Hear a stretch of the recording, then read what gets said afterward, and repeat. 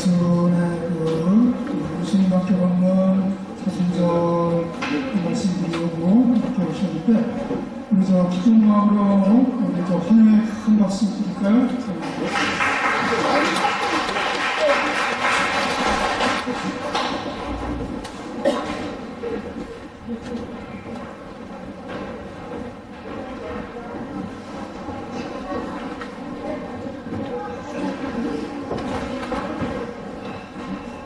안녕하세요.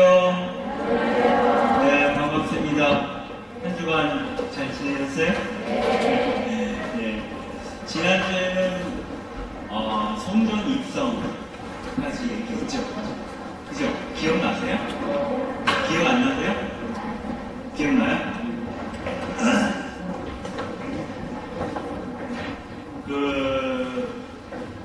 예수님 마지막 일주일에 대해서는 마르코복음서에서 일, 월, 화, 수, 목, 금, 토요일은 안식일이고 일, 금, 토, 일, 그래서 일요일날 또 하나요.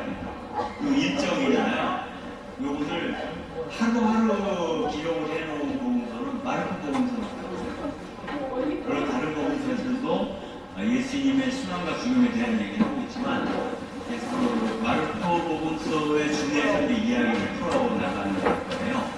그래서 특히 마르코복음서는 마테오, 루카, 요한복음보다 더 짧아요.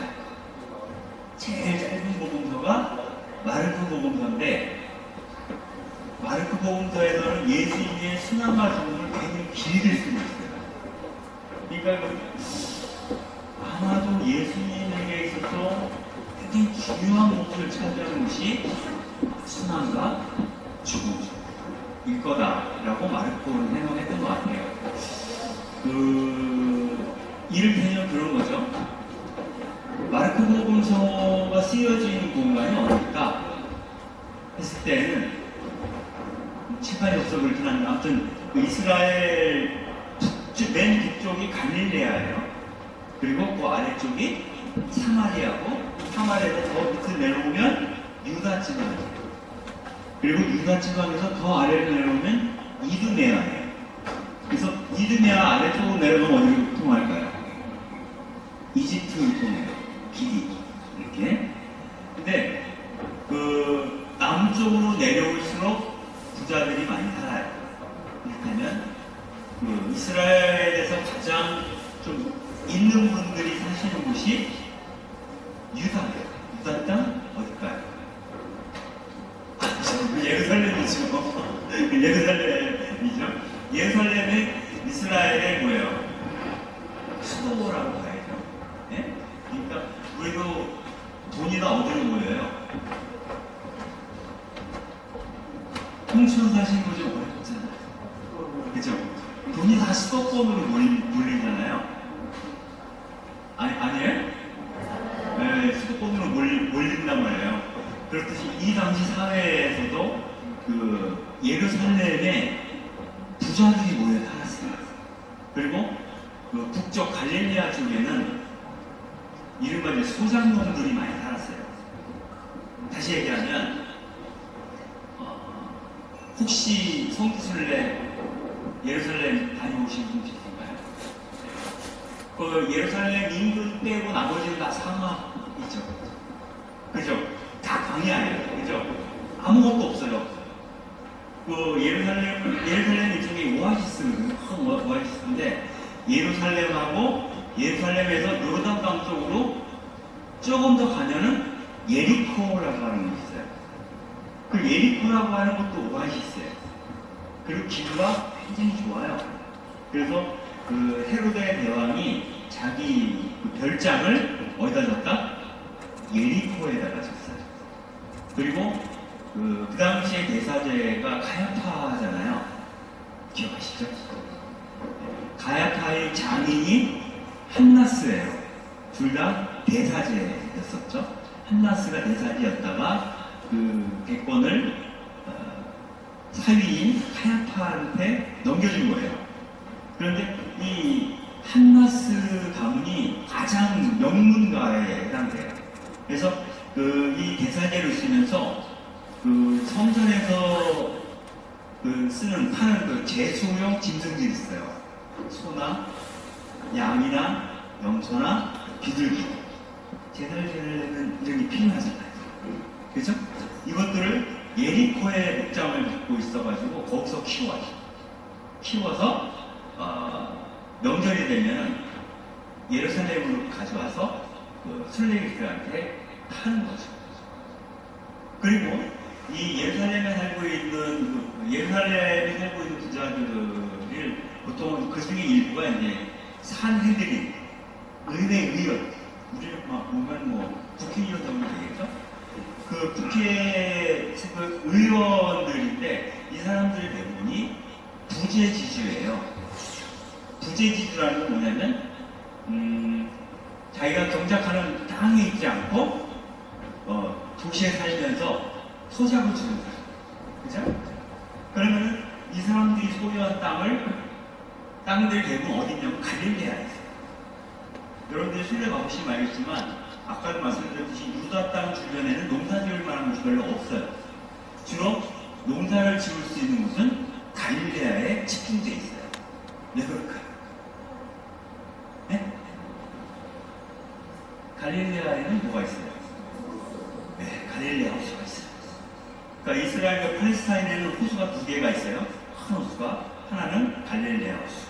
남쪽에는 뭐가 있어요? 유다 땅에 사해가 있어요. 사해에서는 물고기도 못 살아요. 너무 짜서. 제가 물 먹어봤거든요. 정말 짜요. 네, 이스라엘 북쪽에 있는 갈릴레아에 있는 그 호수가 주변으로 농토가 발전되어 있어요. 그래가지고 그 주변에 보면은 그 행복선언 성당이라고 있어요. 그 성당이 주로 예수님이 산상설교나 이런 거 하셨던 장소라고 추정되는 곳인데 그 주변에 보면은 갈릴레아 호수가 저 멀리 쫙 보이면서 꽃들도 많고 풀이 아주 부성하게 자라있어요. 근데 그거는 갈릴레아만 그래. 근데 그 풍성한 땅의 주인은 따로 있었던 거죠. 그 사람들은 인들이에요. 그래서 그 이스라엘 사람들은 대부분 가난한 사람들이 많았다라고 봐야 돼요.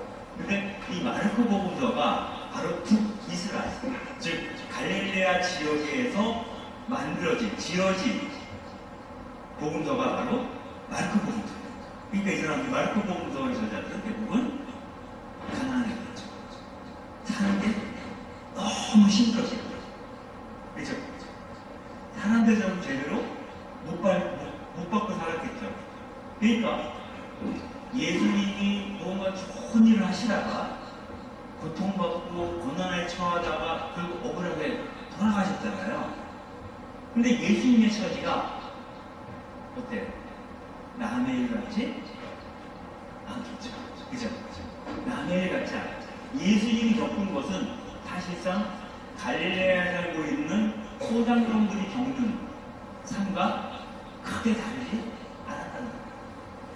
그러니까 예수님의 순환과 죽음이 굉장히 기묘한 관심사가 돼요.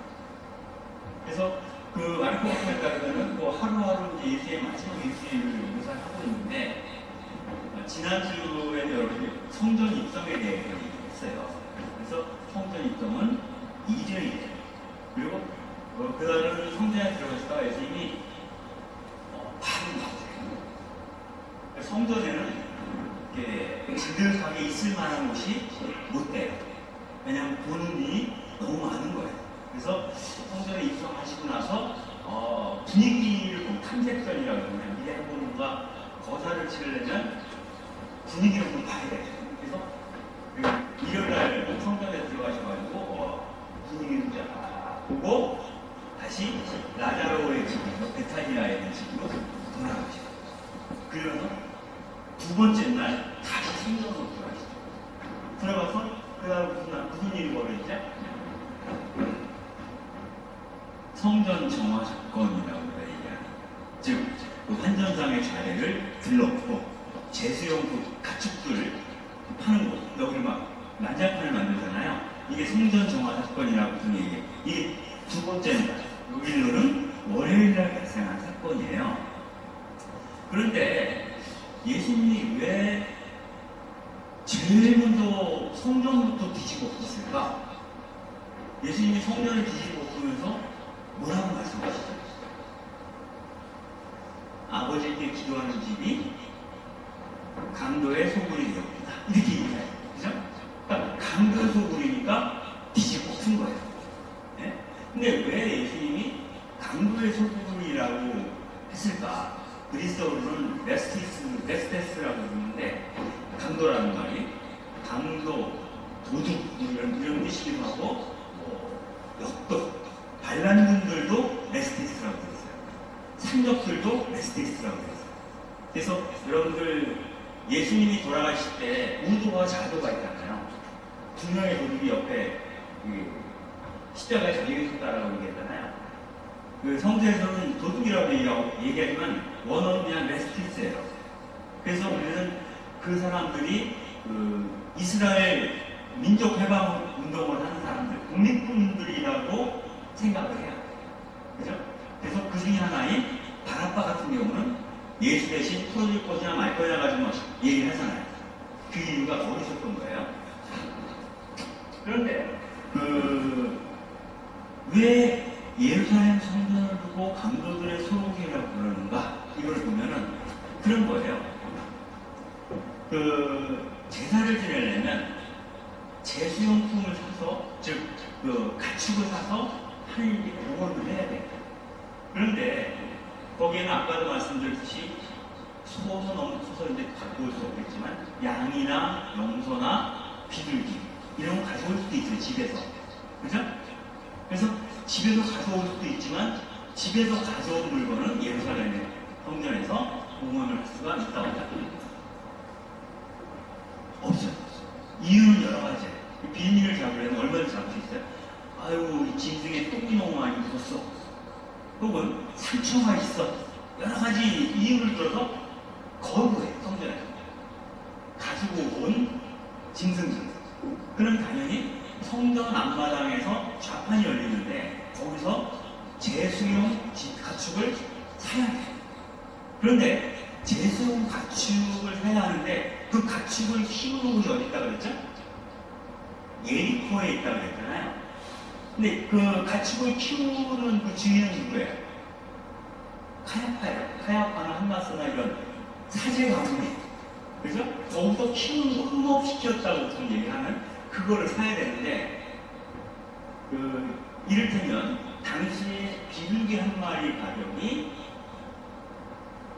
한 데나리온, 비둘기 한 마리에 한 데나리온이면 보통 노동자들의 하루 품삯이라고 얘기를 해요. 그죠? 그러면은 요즘 하루 품삯이 어느 정도 되나요? 우리 같은 경우 15만 원은 아직 A급 노동자 시기고요. 보통 지금 시급으로 따지면 9만 얼마인데, 그죠? 10만 원 정도 되죠. 네? 한 10만 원 정도 되면 비둘기 한 마리에 얼마를 주세요? 요즘 우리가 산다면 10만 원이에요. 비싸요. 엄청 비싸잖아요. 그죠? 그러면 어린 양 4데나리 그러면은 40만 원. 양 한 마리. 너무 비싼 거예요. 그런데 이게 월절처럼 연결이 되면 천정부지의 가격이 거기서 올라가요. 비둘기가 10만 원이었으면 20만 원 되고 30만 원이 되는 거예요. 가을철이 되죠. 그런데 문제는 예루살렘 성전에 순례로 오는 사람들이 많은데 그들이 1년에 몇 번씩 성전에 오는 게 아니에요. 성전 한번 오기가 쉽지 않아요. 여러분들 갈릴레아에서 먹고 사느라고 바쁜데 시간을 내기도 어렵고 거기 갔다 오려면 뭐가 들어요? 돈이 들잖아요. 그러니까 여유 있는 사람은 없어요. 그래서 보통의 경우에는 살아생전에 한 번은 갔다 와야 된다. 가난한 사람은 그렇게 생각을 하는 거예요. 한 번은 하느님의 집에 다녀와야 돼. 이런 마음을 갖고 오는 거예요.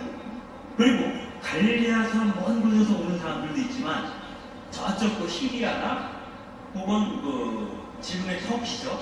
그 당시에 로마전 전역의 유대인들이 흩어져 살았어요. 그래서 로마 제국 전체 시민 가운데 한 10% 정도가 유대인이었다. 그 유대인이 숫자가 굉장히 많았어요. 그 당시에. 그 전 로마 제국에 살던 그 사람들을 디아스포라라고 얘기해요. 고향에 살지 않는 객지에 살고 있는 사람. 이 사람들이 평생에 한 번 마음 먹고 오는 거예요, 예루살렘에. 예루살렘에 어렵게 왔는데 비둘기 한 마리에 20만 원이라는 거야. 양 한 마리에 50만 원, 100만 원을 받는 거야. 그러면은 이거 너무 비싸요. 속으로 그런 얘기를 하니까 도둑놈이 따로 없다. 날강도잖아요. 네. 근데 그 가축을 살까요? 사지 않을까요? 허옇게 왔는데 갈 때 손가락 빨고 가더라도 가져온 돈 다 털어놓고 그냥 사는 거예요. 언제 다시 여기 올지 몰라요. 그래서 그 술래온 사람들의 가장을 다 털어내는 거예요. 주머니를 다 털리는 거죠. 그러니까 예루살렘 성전에서 제사를 지낸다는 행위를 내리고 해서 많은 가난한 사람과 그런 사람 술래객들의 주머니를 터는 것이 바로 어디가? 예루살렘입니다. 그러니까 예루살렘은 강도들의 소굴입니다. 그죠? 그 사실을 예수님은 너무나 잘 알고 있어요. 그러니까 예루살렘 생각만 하면 막 속이 어떨 것 같아요? 뒤집히는 거야. 저 죽이는 놈, 저 죽이는 놈, 이렇게 돼요. 그 저 죽이는 놈들의 수장이 우두머리가 누구예요? 대사제예요. 그죠? 그러니까 그런 마음을 갖고 성전에 왔어. 그러니까 제일 먼저 상징적으로 이건 아니야. 예루살렘이 이래서는 안 돼. 이런 마음이 큰 거잖아요. 그러니까 아마 의도하지 않고 가셨어도 보자마자 속이 뒤집혀서 엎은 거예요. 네? 이게 성전 사건이에요. 그래서 복음서를 보면 그 사건에 대한 기술을 하고는 맨 밑에가 뭐라고 쓰냐면 이 일이 있고 나서 그들은 예수를 어떻게 잡아먹을까 모의하기 시작했어요. 이렇게 돼 있어요. 왜냐하면 예수님이 이 좌파를 들어엎는다는 것은 대사제와 그 성전에서 먹고 사는 사람들의 입장에서 보면 자기들의 어떤 그 뭐랄까 수익원을 차단하는 거고 자기들의 어떤 그 권리를 뒤집는 거고 굉장히 괘씸하고 자기들의 어떤 삶을 도전하는 거죠.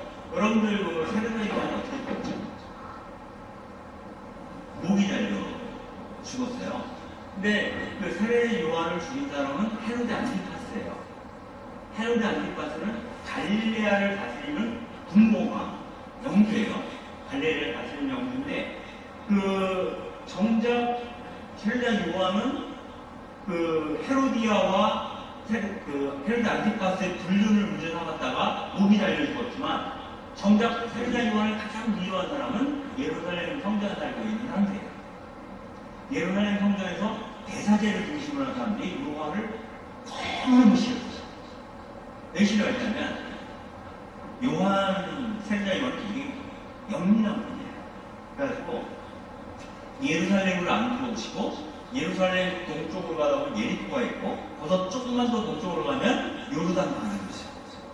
요르단 강이면 그 강 건너편 그러니까 요르단 강을 경계해서 지금 그 국경이 이쪽은 이스라엘이고요. 요르단 강 저쪽은 어디죠? 그 나라 이름이 뭐지?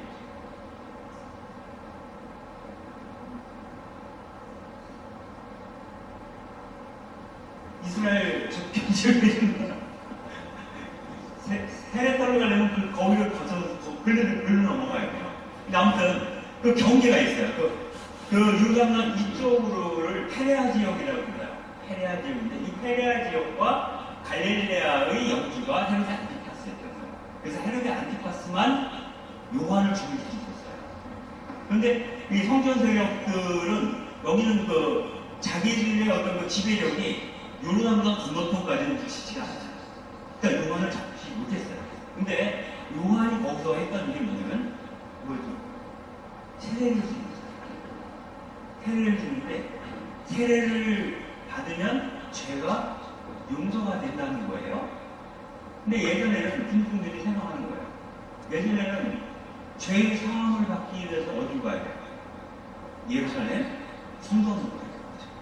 그래서 예루살렘 성전에 가서 그 비싼 옷을 사서 바쳐야 되는 거예요. 그런데 요르단강에 가면 발품을 좀 팔더라도 요르단강 가면 값없이 아무런 재물을 바치지 않아도 죄를 용서받을 수 있는 거죠. 그러니까 사람들이, 가난한 백성들이 어디로 가겠어요? 성전으로 가겠어요? 요르단강으로 가겠어요? 요르단강으로 가는 거예요. 그러면 어떻게 될까요? 그 성전 세력의 입장에서는 세례자 요한이 소개팅을 하는 거예요. 그러니까 성전에 올 사람들을 뺏어가는 거예요. 얼마나 싫어하겠어요. 그죠? 그래서 결국은 그 성전 세력의 미임을 받았던 요한이 헤로데 안티파스에서 죽임을 당합니다. 그리고 그 학자들에 의하면 아마도 예수님은 세례자 요한의 제자로 일정 기간 있었을 것이다 이렇게 얘기해요. 왜냐하면 세례자 요한에게서 예수님이 뭘 받았나요? 세례를 받잖아요. 그러면 이 사람한테 세례만 줄 끝인가요? 세례를 주었다면, 세례를 받았다면 그 예수님이 요한에 대해서 큰 마음을 품고 있었다면 그와 함께 생활했을 거예요. 그리고 또 하나는 세례자 요한의 선포의 가장 중요한 핵심은 하나님 나라가 다가왔다. 그러니 회개하고 복음을 믿으라. 이게 예수님의 말이 아니라 세례자 요한이 했던 말이에요. 근데 세례자 요한이 했던 그 말을 그대로 예수님이 세례자 요한이 죽임을 당하고 나서부터 그 돌아다니면서 선포했던 내용이 바로 하나님 나라가 다가왔으니 회개하고 복음을 믿으라. 이렇게 얘기했어요. 그러니까 그 요한의 생각과 예수님의 생각이 같았던 거예요. 그죠?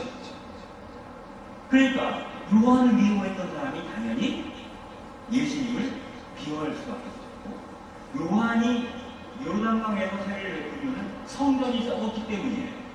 네? 성전이 강도들의 소굴이 되었기 때문이거든요. 그러니까 당연히 예수님도 요한처럼 이 성전에 대한 분노가 있었던 거예요. 그래서 라고 하는 거죠. 그래서 그 첫날 그 일을 겪고 나서 다시 베타니아로 돌아가시죠. 그러면서 그 다음날 성전에 가면 어제는 퍼포먼스를 했어요. 여러 가지 지금 없는 행위를 했어요. 근데 오늘은 어제 일 때문에 성전을 중심으로 기득권을 유지하고 있던 사람들이 예수님께 항의를 합니다. 예수가 그러니까. 그래서 이른바 헤로데 당인들 혹은 바리사이 박사들 혹은 수석사제 이런 사람들이 와서 물어보는 거예요. 첫 번째 질문이 그거예요. 당신이 무슨 권위로 무슨 권한으로 어제 그 일을 벌였어? 이렇게 물어본 거예요. 당신에게 성전에 대해서 갖다 말할 수 있는 권한이 있냐고 물어보는 거예요. 네? 근데 예수님은 사실도 아니죠. 그리고 명심공의하게 공부받은 예언자도 아니에요. 예수님은 어떤 사람이에요? 나자렛에 살고 있었던 시골 목수의 아들에 불과해요. 아무것도 아닌 사람이에요. 아무것도 아닌 사람이 와서 성전에 대고 있는 도발하는 거잖아요. 당신이 무슨 마음으로 들어온 걸 하느냐? 라고 물어봐요. 그러니까 예수님이 다시 얘기해서 그러면 요한이 세례를 뱉은 것은 그 권한이 하늘로부터 온 것이요 사람으로부터 온 것이요 물어봐요. 그러니까 이 수석사제와 율법학자들이 답변을 합니다. 지들끼리 가서 의논을 해서 뭐라고 답변할지 의논하는데 할 말이 없다. 그래서 뭐라고 했는데 예수님한테 모르겠어 이렇게 얘기해요. 모르겠어. 왜냐하면 요한의 세례가 하늘로부터 왔다라고 얘기하면 너희들이 왜 근데 요한을 잡아주느냐? 요한의 말을 듣지 않았느냐라고 얘기를 할 거고요. 요한의 세례는 사람으로부터 온 것이다 이렇게 대답하면 군중들이 그 얘기를 듣고 화를 내요. 군중들이 막 소란이 일어나는 군중들. 왜냐면 군중들은 누구를 존경해? 요한을 존경하고 있어요. 그러니까 이럴 수도 없고 저럴 수도 없고 그 질문한 자에게 질문한 자를 아주 난처하게 만드는 그러한 어떤 그런 기질을 예수님께서 받으려고 하신 것입니다. 다음에 두 번째 논쟁은 그 사두가이 파사님이 와가지고 예수님한테 헤로데 당원들과 사두가이 파사들과 사람들이 이제 예수님한테 물어본 거예요. 로마에 세금을 내야 합니까? 말아야 됩니까? 이렇게 물어봐요. 그러니까 예수님이 은전을 좀 가져와 보시오 이렇게 얘기해요. 은전을 가져와 보시오. 그러니까 이 사람들 주머니에서 뭘 꺼내서 보여줘요? 데나리온을 보여줘요. 데나리온은 로마의 은전이에요. 네? 로마 돈이에요. 그래서 성전에서는 로마 돈으로 공헌을 못해요. 데나리온으로 못하고 일상에서는 데나리온을 쓰지만 성전에는 낼 수가 없어요. 그래서 세켈이라는 돈으로 바꾸어서 공헌해요. 근데 이 사람들은 늘 데나리온을 쓰거든요. 사람들이 그거를 냅니다. 그러니까 이 은전 앞면에 새겨져 있는 이 얼굴이 누구의 얼굴이냐, 초상이냐 물어봐요. 그러니까 판례 조상이잖아요. 판례 조상입니다. 이렇게 그 당시에는 판례 조상이다 이렇게 얘기를 하니까 그때 예수님께서 이제 말씀하시는 것이 황제의 것은 황제에게 돌리고 하느님의 것은 하느님께 돌리라 이렇게 얘기를 합니다. 그런데 이 말이 갖고 있는 의미는 뭐냐면 이스라엘의 그 율법, 즉 모세 오경을 보게 되면 이 세상에 있는 모든 것, 모든 토지와 가축과 사람은 누구의 소유예요? 하느님의 소유. 그리고 네가 경작하고 있는 그 땅은 너가 살아있는 동안 잠시 빌려서 있는 거야. 너는 이 세상에서 지나가는 객에 불과하다는 거야. 마치 이방인이 객지에서 잠시 당을 하나 빌려 쓰듯이 우리는 이 세상에 와서 잠시 이 공간에서 경작하면서 먹고 살고 있는 거라는 거예요. 근데 이 세상 모든 것은 하느님의 소유예요. 그러므로 예수님 말대로 한다면 예수님은 세금을 내라 마라 얘기하지 않아요. 그래서 하느님의 것을 하느님께 돌리고 나면 황제에게 돌려야 될 것이 남아있을까요? 없죠. 그런 식으로 대답을 한 거예요. 그리고 그 질문을 한 사람들 자신이 늘 데나리온을 일상적으로 쓰던 사람들이에요. 즉, 그 말은 다시 말하면 로마에 늘 충성해 오던 사람들이 질문하는 거예요. 그러니까 이제 자가당착인 거죠. 그 질문 자체가. 질문하는 자에게. 그러니까 이런 얘기를 하니까 결국 그 예수님이 여러 가지 방식으로 그들이 이제 말로 시위를 걸어하는데 그걸 단칼에다 물리치시잖아요. 여러분들 생각에 예수님께 시비를 걸었던 사람들의 입장에서 보면 예수님은 어떨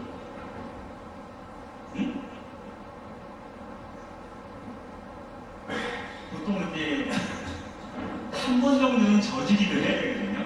세상을 살면서는. 그죠? 한 번 정도는 져줘야 되는데 예수님하고 붙으면 판판이 졌거든요. 판판이 난강한 처지에 물리게 되니까 속에서 말은 못하지만 열불이 지속됐죠. 그러니까 법으로는 해결이 안 돼요. 아니면 말로는 해결이 안 돼요. 그러니까 어떻게든 저자를 해치워버려야겠다는 생각을 더욱 붙이게 되죠. 말로도 힘으로도 안 된다. 그러한 분위기가 고조가 됩니다. 고조가 되니까 그게 화요일날 있었던 일이에요. 그리고 수요일날로 넘어가요. 수요일날은 예수님이 성전에 가시나요? 안 가시나요? 성전에 가셨나요? 안 가셨나요? 수요일날. 네? 있었던 일을 요한이 이 수요일날 노선으로 배치해 놓았을 수도 있어요. 그럼 몰라요. 아무튼 그 일이 있고 다른 건 없어요. 그런데 수요일 날은 예수님이 그 베타니아에 머물러 계시면서 아주 중요한 식사 약속이 잡혔어요. 식사 약속. 누구랑 밥을 먹었나요? 수요일 날 잡았어요. 네? 그거 목요일이잖아요.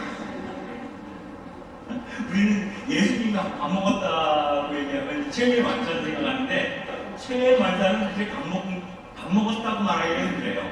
왜냐하면 기식하게 올라갈 때 뭐 있었어요? 최후의 만찬도 못 먹었어요, 사람들이. 예수님하고 친다더라고요. 성서에서는 그냥 빵하고 꾸덕이밖에 안 나와요. 그 밥하고 국 한 그릇 나온 거예요. 그러니까 이 만찬이라고 말하기가 좀 약간 좀 민망한 수준의 음식이에요. 네? 아주 기본적으로 저기 편의점 가가지고 샌드위치 몇 개 갖다 놓고 먹은 거 외치한다. 최애 만찬 사실. 최애 만찬 때는 그보다 더 중요한 게 있어요. 그래서 밥에 신경을 쓸 수가 없었어요. 목요일날. 근데 수요일날 저녁에 어찌 보면 예수님이 제자들과 좀 이렇게 밥을 먹는 것처럼 차려놓고 먹은 것은 수요일날이죠. 네? 수요일날이죠. 이날은 하루 쉬는 날이에요. 근데 그 식사에 초대한 사람이 누구냐면 베타니아라고 하는 지역, 라자로의 집 있는 그 지역에 나병 환자들이 모여 사는 촌이 있었다고 해요. 그 나병 환자 중에 한 사람이 시몬이 초대됐어요. 그래서 나병 환자 시몬의 집에 가서 예수님이 식사를 했어요. 이 얘기가 나와요. 그리고 식사를 하다가 식사가 거의 다 끝날 때쯤에서 한 여인이 들어와서 그 향료를 예수님 모델에 붓는 사건이 있어요. 그게 수요일이에요. 기억나시죠? 네. 근데 먼저 나병 환자는 불교 환자 대표적으로 그 당시에는 경자들은 뭔가 죄가 있기 때문에 병이 들었지 이렇게 생각을 했어요. 근데 그 중에서 나병 환자 같은 경우는 중죄인이라고 합니다. 그래서 아주 더러운 자. 그래서 나 환자들이 지나갈 때는 딱딱이를 쳐요. 여러분들 딱 옛날에도 딱딱이 쳐봤죠. 어렸을 때 국민학교 때 그죠? 그 뭐 책대 같은 거 하는 날 짝짝짝짝짝짝 하잖아요. 그 딱딱이를 친 사람들이 나 환자 먹는구나. 자기를 피해요. 그와 근접거리에 있는 것만으로도 더럽다고 생각하고 더러워진다고 그러니까 부정해진다고 생각을 했던 거예요. 그리고 그 사람들은 마을에서 못 살고 마을을 밖에서 살죠. 예루살렘의 경우에 예루살렘 성이 있으면 성 오른쪽에 성전이 있고요. 이 남쪽에 북문이라고 있어요. 북문은 뭐냐면 아마 지난번에 잠깐 얘기했을 거예요. 똥문이에요. 오물, 쓰레기들을 내보내는 성에서 그 오물문 바깥이 창녀들이나 나병 환자들이 사는 곳이에요. 그러니까 그 성 안에 할 수가 없어요. 그리고 베타니아는 예루살렘 성에서 오른쪽에 있는 올리브산을 끼고 남하면 남쪽으로 쭉 내려오면 베타니아가 있어요. 즉 성 밖에 있는 거기에 나병 환자들의 모여 사는 집단 지도지가 있었던 거예요. 그 집에 갔는데 그 예수님과 그 제자들이 나병 환자의 집에 들어가는 것 자체가 스캔들이에요. 그죠? 정상적인 유다인이라면 나병 환자와 한 지붕 밑에 있을 수가 없어요. 한 지붕 밑에 있기만 해도 어떻게 돼요? 오염이 되는 거예요. 더러워진다고 생각을 했어요. 더러워지면 어딜 못 가요? 성전을 못 가는 거예요. 그러니까 안 가죠. 근데 한 지붕 밑에만 있는 게 아니라 그 지붕 밑에서 한 식탁에 앉아서 한 식탁에 앉는 건 더 끔찍한 거예요. 여러분들 그 식탁에 어떤 사람들을 초대하나요? 좀 마음이 통하는 사람을 초대해야지 제 손을 이걸 초대하면 밥 먹다가 체해요. 아니? 밥은 아무거나 안 먹어요. 아니 비싼 돈 주고 밥 먹는데 그럴 일 없잖아요. 그래서 식탁에 앉는다는 것은 그를 내 가족으로 받아들인다는 뜻이에요. 네? 내 가족, 내 식탁에 앉힌다는 그런 의미예요. 그런데 한 식탁에 앉아서 나병 환자와 식사를 했다. 이거는 예수님이 그 당시 금기시되었는 것을 개념치 않아서 관계하지 않아서 신경 쓰지 않는 거예요. 네? 그래서 그 밑에서 이제 식사를 하는데 제가 제 생각에는 아마도 예수님은 거기에 진득하게 앉아 계신 것 같아요. 앉아서 천천히 식사를 하면서 얘기했고 그 자리에는 나병원에 신부가 있었던 것이 아니라 그 동네에 있는 환자들이 여러 함께 초대되었겠죠. 그러면 내가 제자 베드로든가 누구든가 제자 예수님이 가자 하니 거의 할 수 없이 간 거잖아요. 그 제자들은 예수님만한 담력이나 그런 의식이 없어요. 아직은. 예? 오순절 사건 이전까지는 다 거기에요. 별 차이가 없어요. 일반인들하고. 그러니까 겨우 할 수 없이 쫓아간 거잖아요. 쫓아가는데 아마도 밥을 뜰 때 다른 제자들은 반찬이 제법 차려져 있음에도 불구하고 조금만 주세요 그랬을 것 같아요. 왜? 빨리 먹고 나가려고. 예수님하고 몇몇 제자가 갖고 나올 때는 빨리 먹고 나오거나 밥그릇을 들고 밖에 나가 오는 사람이 있었을 수도 있었을 것 같아요. 느낌에. 그때까지는 이 사람들도 해방이 되지 않았어요. 제자들도.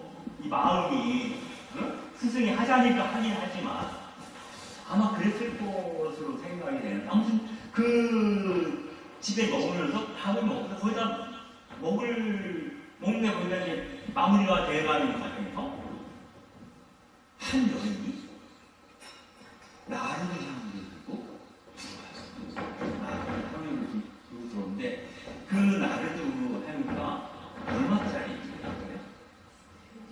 300데나리. 300데나리면 우리 돈 어느 정도일까요? 300데나리면 한 노동자가 300일 동안 벌어들이는 수입이죠.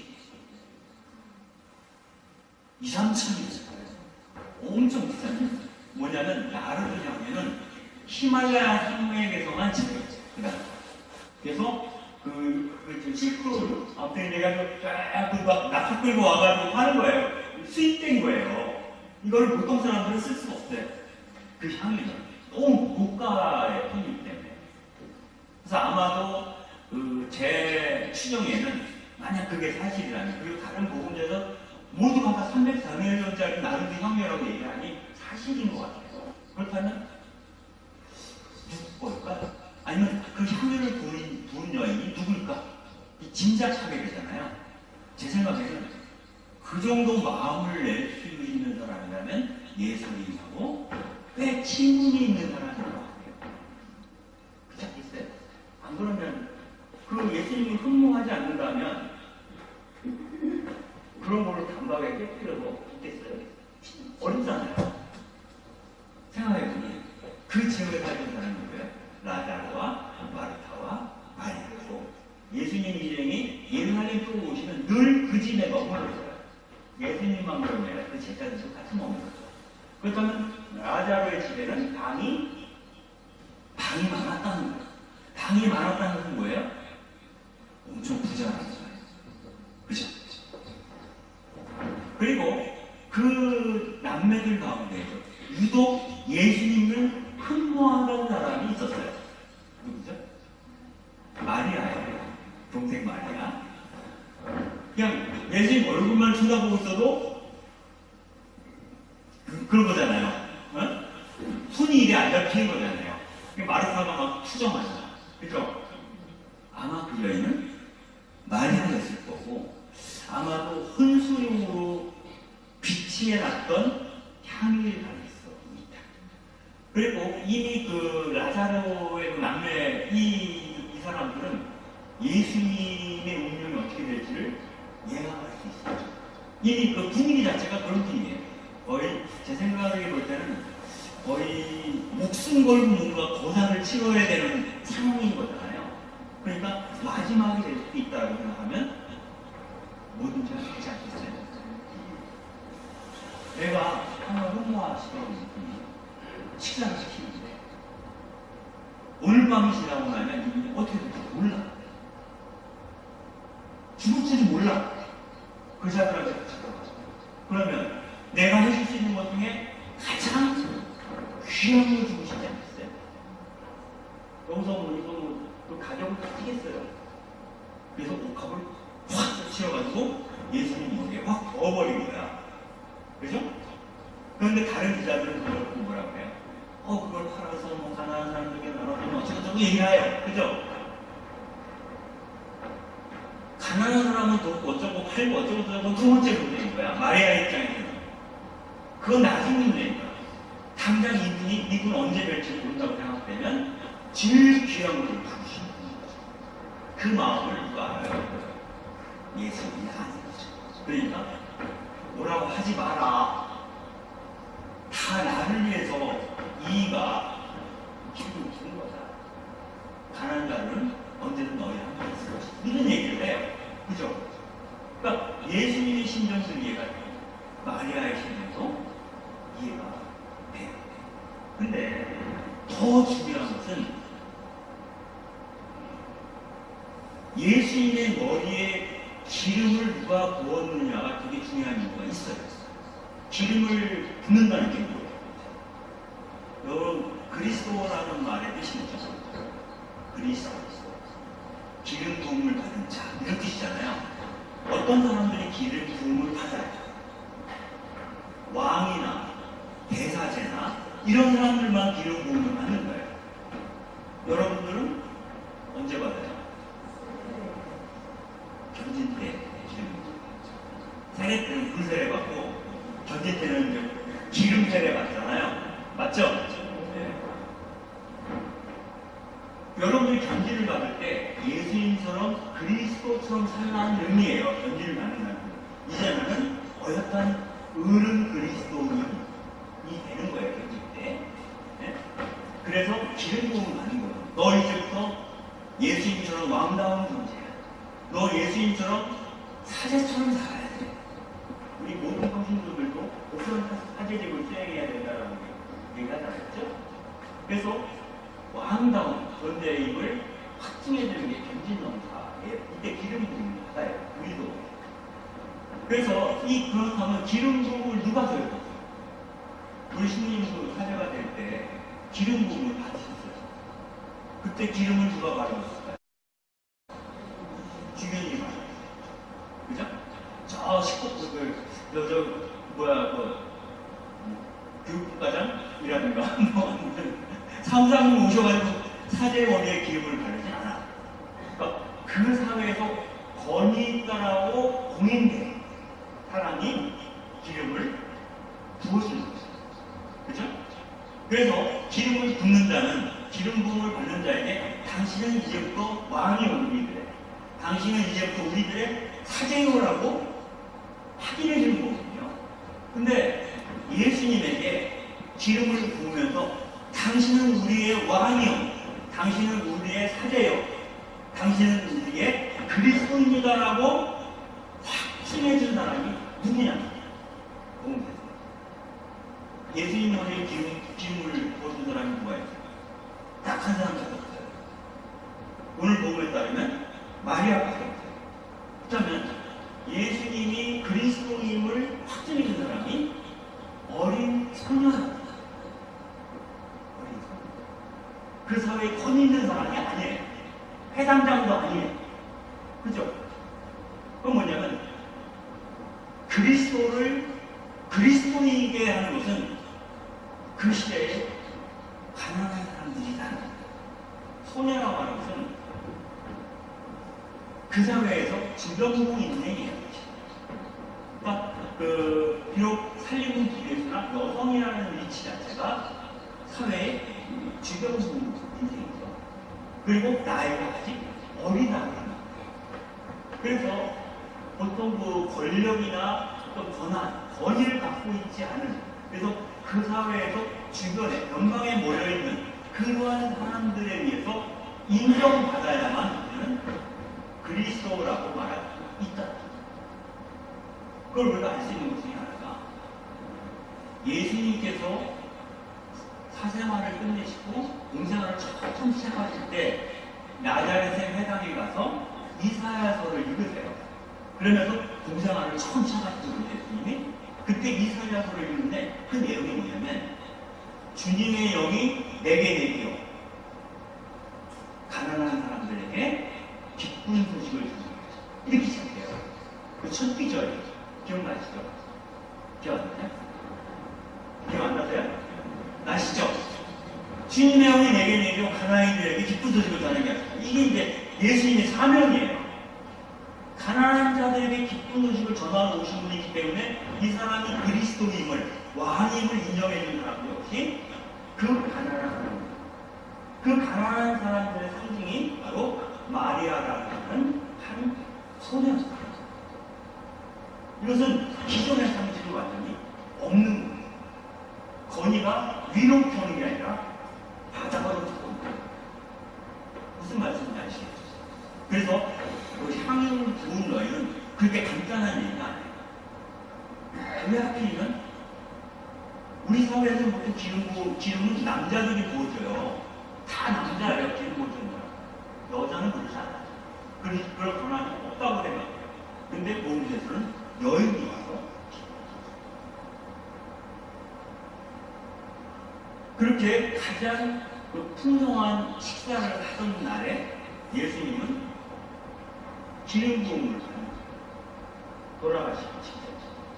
그리고 나서 목요일로 넘어갔어요. 기름 부음을 받고 났으니 이젠 뭐든 할 수 있지 않겠어요? 여러분들 오순절 사건이라는 게 성령이 우리에게 내렸다는 거잖아요. 성령이 내리고 나서야 제자들이 밖에 나가서 복음을 전할 수 있어요. 용기가 생기는 거잖아요. 그죠? 그 오순절 사건에서 그 성령을 받는다는 게 기름 부음을 받는 것과 같은 거예요. 그러니까 예수님도 기름 부음을 받고 나서 그래 뭐 하는 거야? 그렇게 생각할 수 있는 거예요. 그래서 다음날 성령을 받으러 가세요. 그래서 거사를 치르기 전에 아니면 그 마지막 제자들과 마지막 시간을 보내기 위해서 모여요. 그게 예루살렘 성의 상수도시에서 2층방을 보내요. 여러분들 성수순례 가시면 또 아마 이곳이라고 추정되는 데를 아마 보여줄 거예요. 그냥 흙바닥으로 된 2층방. 거기에 이렇게 모였어요. 거기에 12제자만 모인 게 아니라 따라가는 여성들도 같이 모였어요. 그 천례의 만찬을 해요. 근데 이 천례의 만찬이라고 하는 건 뭐냐면 여러분들 이 제자들과 예수님이 갖는 마지막 식사예요. 이렇게. 마지막 식사인데 이때는 밥 한 번 먹지? 그래서 먹자고 모임이 아니에요. 천례의 만찬. 먹자고 모이면 양고기도 나오고 고기도 나오고 그래야 될 거 아니에요. 복석으로. 식사를 빌미로 해서 단합대회를 해요. 단합대. 그리고 예수님이 잠재는 운명을 직감을 하고 있었을 거 아니에요. 그러니까 이게 내가 제자들한테 할 수 있는 마지막 시간일 수도 있어요. 제자들과 보낼 수 있는. 그러니까 하고 싶은 말이 많을까요? 하고 싶은 말이 너무 많아. 여러분들 그 시험 옛날에 학창시절에 시험 공부하다 보면은 독서실에 가서 뭐 밤새겠다고 가서 깜빡 잠들어서 깨보니까 아침이야. 황당하잖아요. 이런 경 많죠. 저는 독서실 가서 공부하다가 많이 그랬거든요. 잠깐 잠이 일어나니까 아침이야. 그때 그 황당함 이런 거 있어요. 그래가지고 그 시험 공부를 준비한 시험을 준비하는 시간이 그렇지만 시험 시간이 임박했을 때 10분 휴식이잖아요. 쉬는 시간. 이게 그렇게 너무 많은 거 갑자기. 그동안 공부를 했다고 했지만 미처 확인하지 않은 게 있는 거예요. 그러니까 막 손으로 막 뒤져요. 상거들을. 그때. 그것처럼 예수님이 처음에 만날 때는 갑자기 그 얘기를 했어야 되는데 그 얘기를 했어야 되는데 이런 게 떠오를 거 아니에요. 할 얘기가. 근데 공간 공부에서는 예수님이 결말이 아니에요. 될 얘기가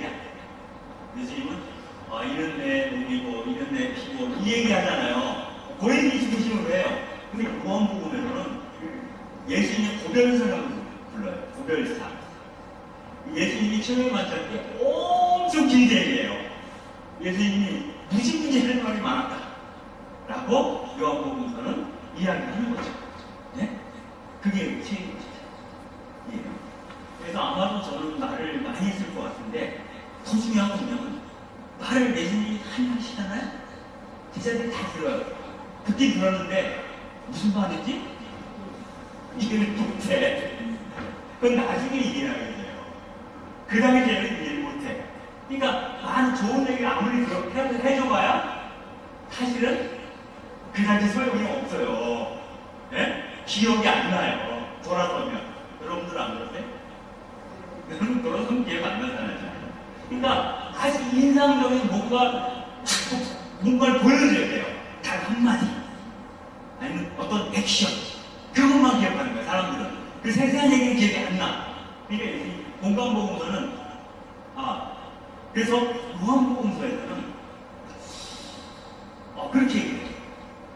예수님이 이는 내 몸이요, 이는 내 피, 이거는 굉장히 인상적인 장면. 이거 사람들이 다 기억해요. 그죠? 그 장면 하나 기억하고요. 예수님이 요한복음에서 얘기를 길게 하셨는데, 기억나세요? 고별사에서 예수님이 요한복음에서 얼마나 많은 얘기를 했냐. 나는 생명의 빵이다, 어쩌다. 그죠? 기억 잘 기억. 그래서 요한복음에서는 세 동네를 찍었어요. 공간복음서에는 예수님이 제자들의 발을 씻겨줬다는 얘기가 있어요, 없어요? 없어요. 요한복음에만 있어요. 근데 요한복음에서는 만찬례하는 얘기도 없어요. 그러니까 초점이 약간 다른 거야, 포인트가. 강조하고 싶은 게 다른 거예요. 그게 뭐냐면, 우리가 밥을 먹으려면, 제가 그 사람들은 손으로 집어먹잖아요. 손으로 집어먹으니까 손을 씻어야 돼요. 그리고 예루살렘이라고 하는 동네가 너무너무 길이 더러워요. 왜냐면 화장실이 없어요. 그 당시 하부도시, 상부도시와의 차이점 얘기 말씀드렸죠. 상부도시는 수도시, 상수도시라는 데 있어요. 하수도도 있어요. 그러니까 화장실이 있다는 뜻이에요. 근데 하부도시는 물이 없는데 상수도가 어디 있고 하수도가 없어요. 그냥 똥을 싸고 음식물 치거리 가다 보면 다 길거리에다 버린 거예요. 길거리에다. 네? 길거리. 그러니까 온 천재예요. 하부도시. 길이. 근데 거기서 이 부자들은 장화나 거기 샌들 높은 거 신고 다니겠지만 가난한 사람들은 어떻게 다녀요? 맨발로 다니는 거 다 밟고 다니는 거예요. 그러니까 남의 집에 청년가서 갈 때는 들어가면 뭐해야 돼? 손도 씻어야 되지만 발 반드시 씻어야 돼요. 그리고 여러분들 책상에 이렇게 앉아서 먹는 거 아니에요? 보통 비스듬히 누워서 먹어요. 그러니까 발에서 그 냄새나면 밥 못 먹어요. 발을 씻어야 돼요. 그래서 세성내는 누군가 발을 씻고 들어가는 거는 너무나 당연한 거예요. 집에 가서 휴가도 먹어야 되나? 길에서 먹지 않는다. 길에서도 많이 먹었을 것 같아요. 들어오라고 그래도 안 들어가죠. 발 때문에. 그죠? 내 발에 내다주는 밥을 좀 먹는 거예요. 근데 세종례를 하는데 예수님이 고통을 벗으시고 훨씬 내가 수건을 닦이고서 제자들의 발을 씻어주죠.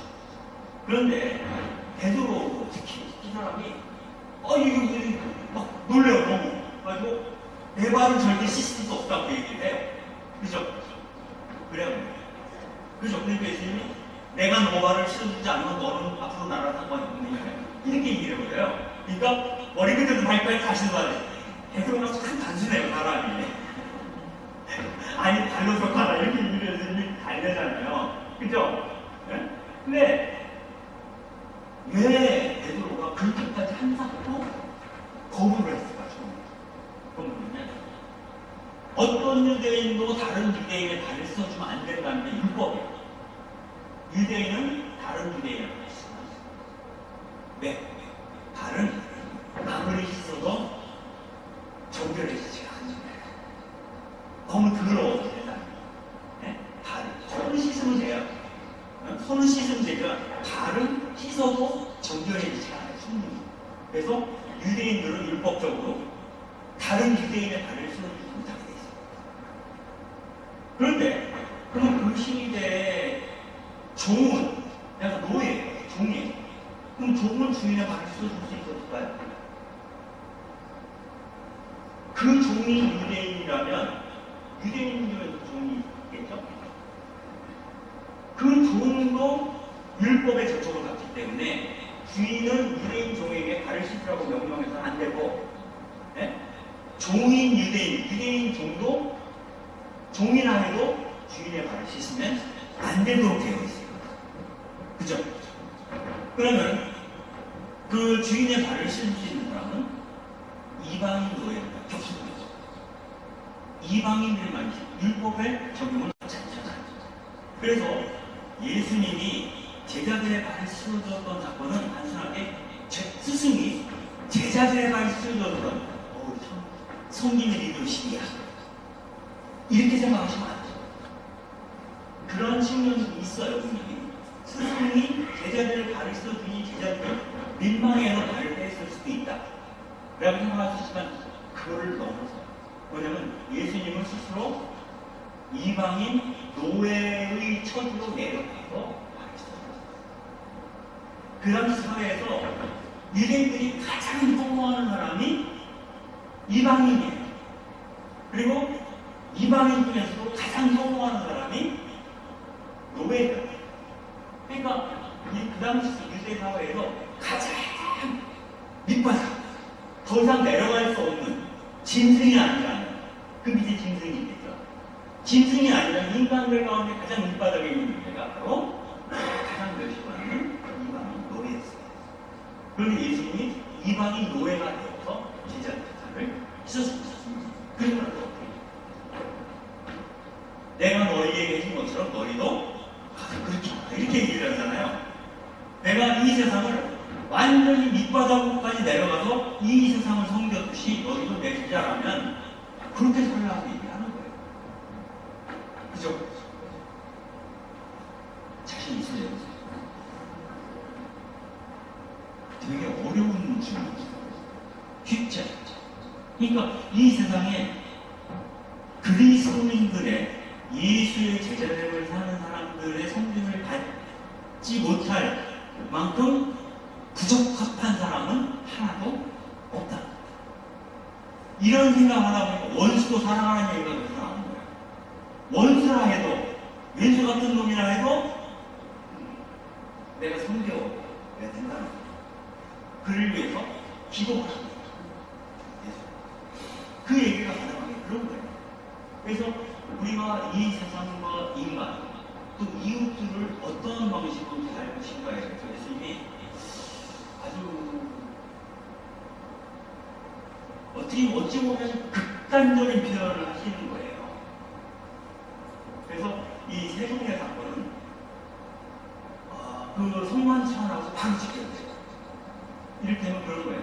내가 이방인 노예가 되어서라도 너희를 섬긴 것처럼 너희도 그렇게 살아야 되는데, 봐라, 이제 내가 가면서 내가 그동안 여러 가지를 너희들한테 이야기도 하고 했지만 이제는 아예 내 몸까지 주마, 내 피도 가져가고 내 살도 가져가. 이게 성체성사 아닌가요? 그 이상 뭐가 있어요? 우리가 뭐 있는 뭐 재산 다 팔아서 가라는데 나는 것도 다 했는데 맨 마지막에는 내 몸뚱이까지 가져가, 이렇게 돼버린 거잖아요. 이게 성체성사 아닌가요? 그래서 세종의 사건과 성체성사는 연결돼요. 이 세상을 어떤 방식으로 해야 되는지.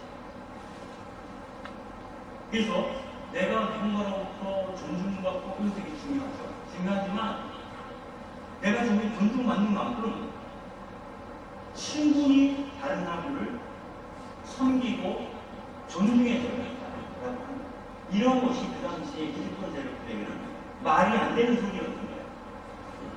말이 안 되는 소리였기 때문에 그 사람들이 예수님을 죽일 수 있었어요.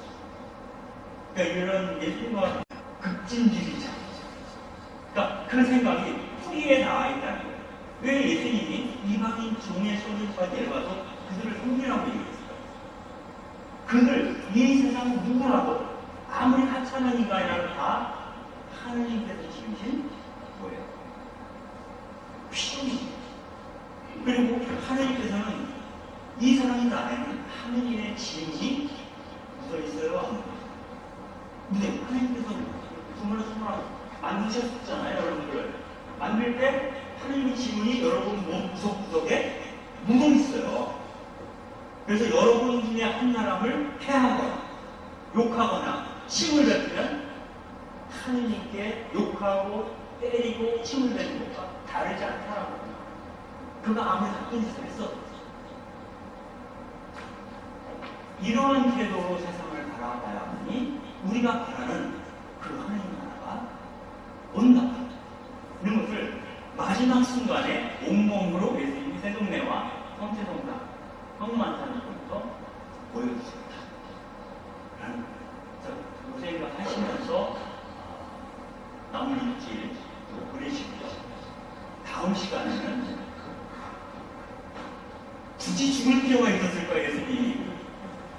꼭 죽기까지 해야 되고, 예수님이 그렇게 억울하게 죽는 거는 우리한테 다 부담이에요.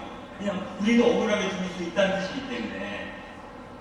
예수님이 아주 번듯하게 딱 멋있게 승천하셨으면 진짜 고난받지 않고, 그럼 우리의 미래도 확 열리는 거예요. 그죠? 근데 그렇지가 않았어요. 그래서, 그걸 어떻게 이해해야 될까? 그 얘기를 다음 주에 예수님의 죽음과 부활에 대한 얘기를 하겠습니다. 오늘 이야기 여기까지.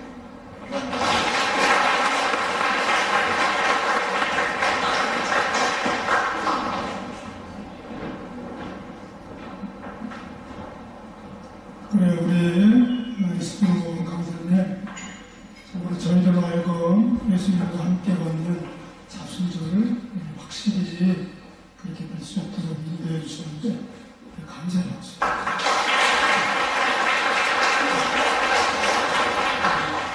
다음 주일날도 그런 마음으로 자순절을 예수님과 함께 걷는 확실한 인도로 이렇게 합시다. 그럼 우리 마지막 영광성 가도록 하겠습니다. 성부와 성자와 성령으로 영광의 성부와 성자 성령께 주님께서 여러분과 함께 영하신 전주 성부와 성자와 성령께서는 저희 행복하시오 기회 머물게 하소서. 성부와 성자와 성령으로 안녕하세요.